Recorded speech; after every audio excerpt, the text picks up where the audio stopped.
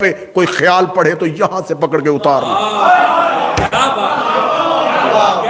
یہ خیالات کے مجموعے کا نام نہیں، یہاں پر فرمان معصوم سے سہارا لینا ہے. میرے چھٹے شہنشاہ سے ایک بندے نے آ کے پوچھا مولا درود کسے کہتے ہیں؟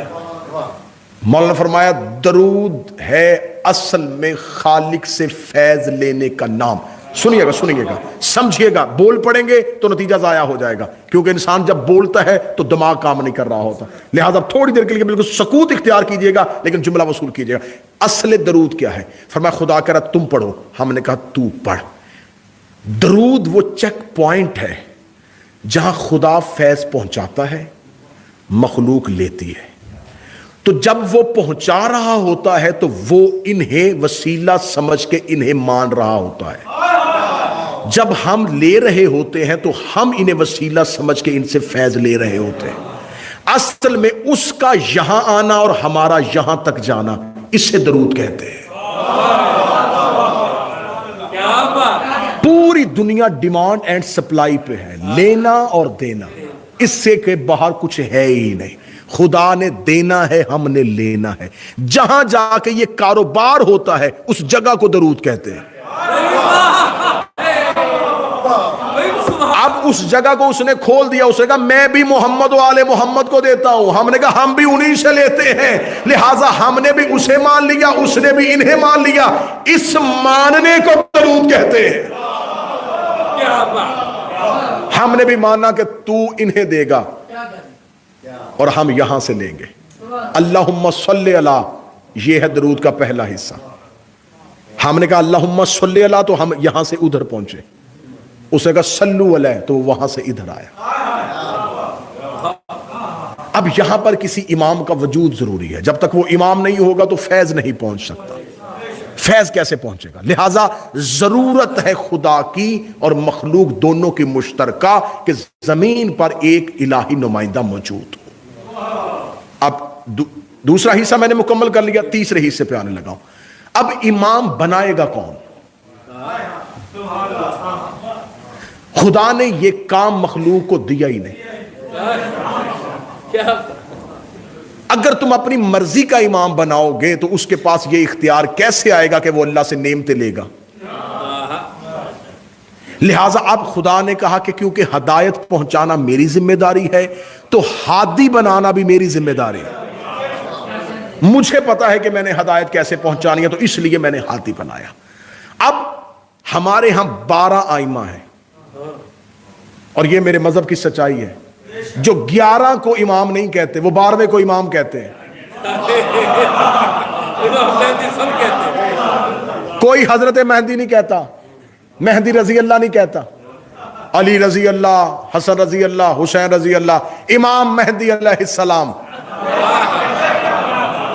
جملہ کہہ دوں اگر سن لو گے، جو علی کی تلوار سے نہیں ڈرے وہ 12ویں کی ذوالفقار سے ڈر رہے ہیں.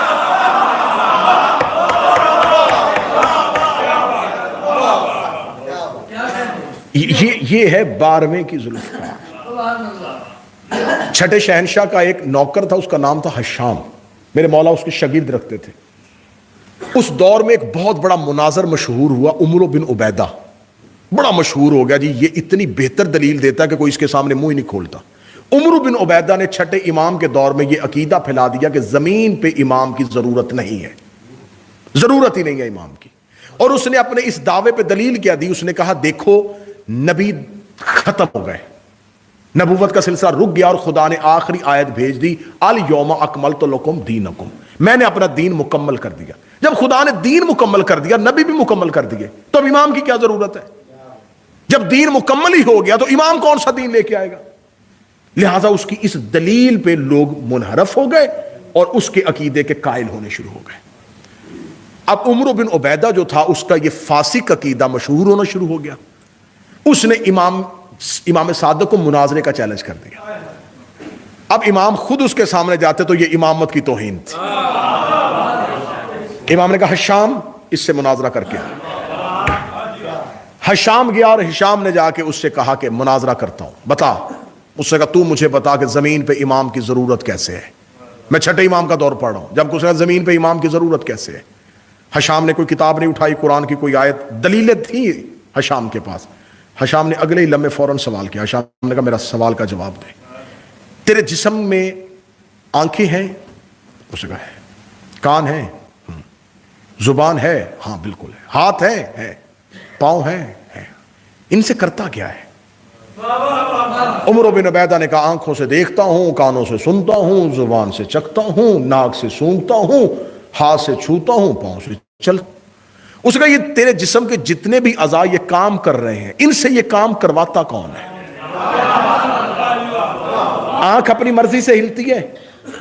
اس کا نہیں، میرا دل چاہتا ہے تو آنکھ کھولتا ہوں، میرا دل چاہتا ہے تو کچھ کھاتا ہوں، میرا دل چاہتا ہے تو کچھ سنتا ہوں، میرا دل چاہتا ہے تو میں چلتا ہوں، میرا دل چاہتا ہے تو میں ہاتھ کو حرکت دیتا ہوں. ہشام نے فوراً کہا کہ جب تیرے جسم میں اتنے اعضاء ہیں تو یہ اپنی مرضی سے حرکت کیوں نہیں کرتے؟ اس نے کہا اس لیے کہ دل ان تمام اعضاء کا حاکم ہے، دل کی حکومت ہے ان اعضاء پہ، دل ان کو کنٹرول کرتا ہے. ہشام اٹھے، اپنی ابا اپنے کاندھے پہ لی اور لے کے کہا اتنا سب بدن بغیر حاکم کے نہیں چلتا، اتنی بڑی کائنات بغیر امام کے کیسے چل رہے؟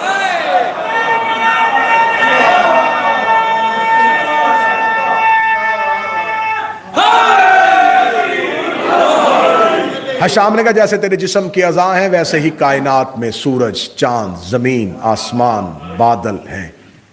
ان میں سے نہ سورج اپنی مرضی سے طلوع ہو سکتا ہے نہ چاند. اگر یہ ساری چیزیں بغیر کنٹرول کرنے والے کے ہوں اور انہیں اپنا اختیار دے دیا چاہے تو جب جی چاہے سورج آ جائے، ادھر سے چاند چل پڑے، سورج اور چاند اکٹھے ہو جائیں، تو یہ نظام کیسے چلے گا؟ کوئی ہے جو سورج کو حکم دیتا رک اب، چاند کو حکم دیتا اب آ، بادل کو حکم دیتا برس، زمین کو حکم دیتا ہے اب اناج دے. امام نے فرمایا جیسے تیرا دل تیرے اعضاء کو حکم دیتا ہے ویسے ہی میرا امام کائنات کو حکم دیتا ہے. ہشام کی دلیل اتنی مضبوط تھی، عمر بن عبیدہ خاموش ہوا. ہشام مناظرہ جیتا، امام کی بارگاہ میں گیا، قدموں پہ ہاتھ رکھے، مولا مناظرہ جیت گیا. امام نے کہا مجھے بتاؤ جو دلیل دے کے آیا ہے پڑھی کہاں سے تھی؟ کیا لگا مولا تیری عزت کی قسم نہ پڑھی نہ سنی. امام نے کہا دی کیسے؟ اس نے کہا جو ہی اس نے سوال کرنا شروع کیا میں نے آنکھیں بند کر کے کہا میرا مولا میری مدد کرنا. میں نے اتنا کہا جواب میری زبان سے شروع ہو گیا.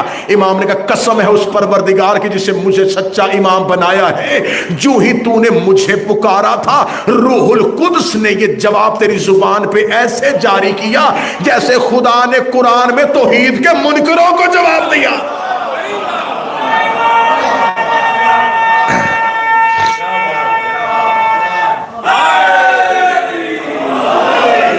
اب ہے ضرورت امام. ضرورت امام پڑھ دی. اب آئیے اگلا حصہ لے کے دیں، اور یہ میری کا اہم ترین حصہ، اس میں نتیجہ، اس میں خلاصہ، اس میں پیغام، اس میں مواضع حسنہ، سب کچھ اسی حصے میں. امام کی ضرورت ہے، امام ہونا چاہیے. امام ہم اپنی مرضی سے نہیں بنا سکتے، اس میں میں دلائل دے چکا، برہان دے چکا، جتنی دلیلیں تھیں موضوع اور بہتر وہ دے چکا. اب ہمارے ہاں یہ ہے کہ ہمارے 12 ہیں، 11 آ چکے ہیں اور 12واں ابھی ظاہر.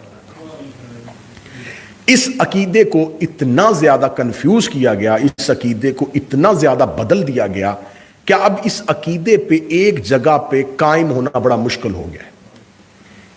تقریباً 100 سال سے اس عقیدے پہ یہ لکھا جا رہا ہے کہ امام غائب ہے. حسینیہ امام بارگاہ ہے، میں تمہارا حصہ ہوں، خود شیعہ ہوں، میں اس عقیدے کو آپ کے سامنے کھول کے پڑھنے لگا ہوں. اس عقیدے کو تبدیل کیجئے کہ امام غائب ہے. یہ امام کا اختیار نہیں، امام کی توہین ہے. میں دلیل دینے لگا ہوں. چوتھے امام سے کسی بندے نے پوچھا مولا آپ علم غیب جانتے؟ فرمایا ہم نہیں جانتے. اس کا آپ علم غیب نہیں جانتے؟ فرمایا کوئی چیز ہم سے غیب ہے ہی نہیں.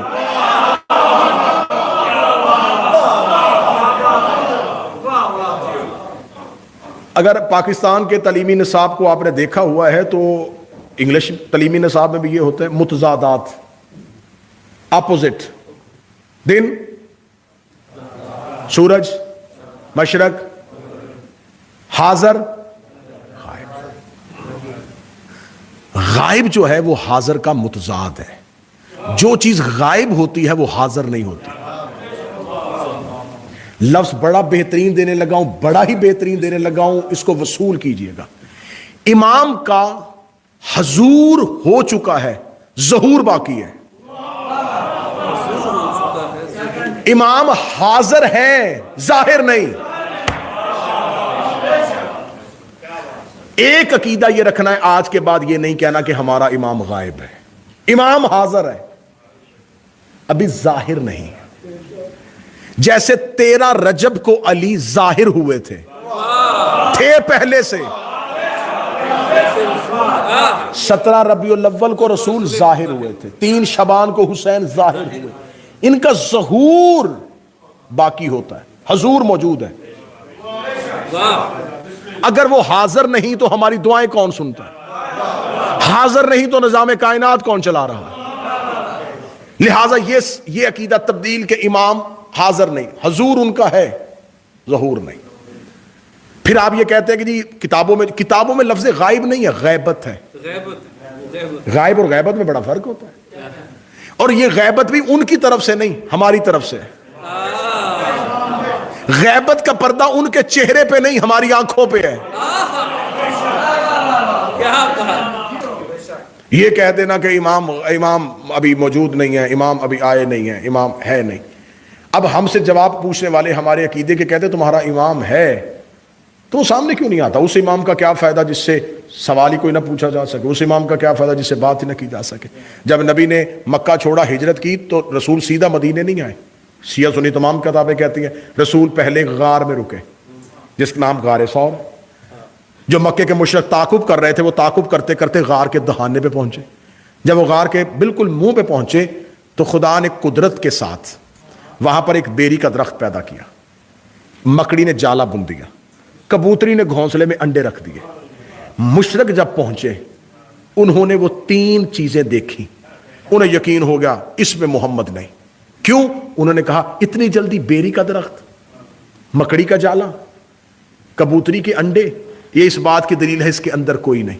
یہ کون تھا؟ اپنے دور کا پہلا محمد۔ پہلا محمد 3 دنیاوی پردوں کے اندر گیا اور مشرکوں نے نہیں پہچانا۔ میں جملہ پھر واپس لینے لگا اور پھر بدل دینے لگا ہوں۔ پہلا محمد 3 دنیاوی پردوں میں چھپ جائے تو مکے کے مشرک نہیں پہچانتے، آخری محمد توحید کے حجابوں میں چھپ جائے تو آج کے منکر کیسے پہچان سکتے؟ کیا بات! اللہ اکبر! یا رسول اللہ!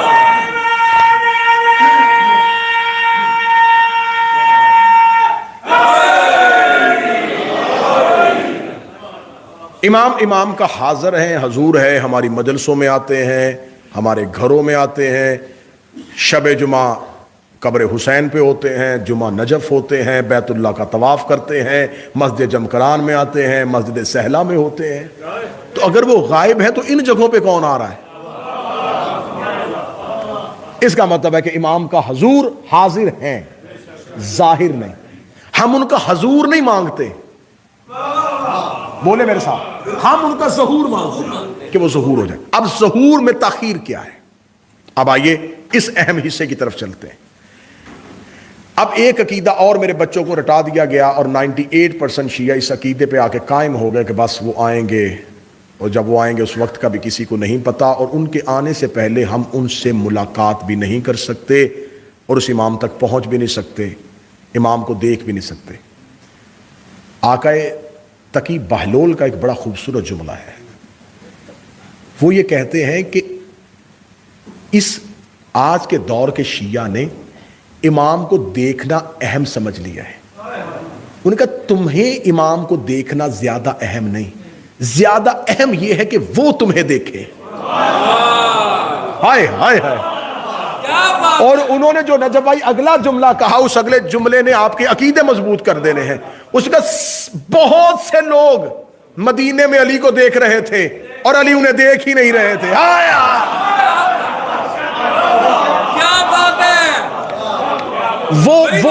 وہ علی کو دیکھ رہے تھے، علی انہیں دیکھنا پسند ہی نہیں کرتے تھے۔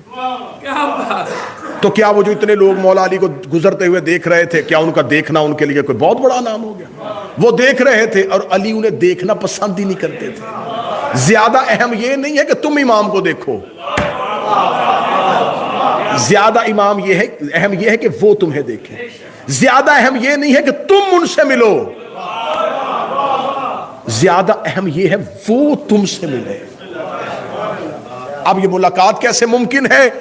امام سے رسول نے حدیث کہی, رسول نے فرمایا اگر کوئی اپنے دور کے امام کی معرفت کے بغیر مر گیا,